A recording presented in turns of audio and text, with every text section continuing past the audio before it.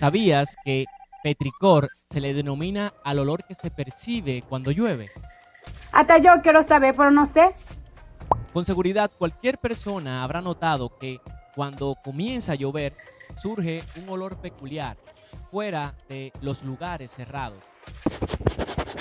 Dicho olor se le denomina petricor y se produce cuando las moléculas derivadas de la descomposición, tanto de plantas o animales, se unen en la superficie y se recombinan. Al caer la lluvia y el aire levantar las moléculas, se percibe el aroma petricor, sobre todo si antes hubo un periodo largo de sequía. Curioso, ¿no?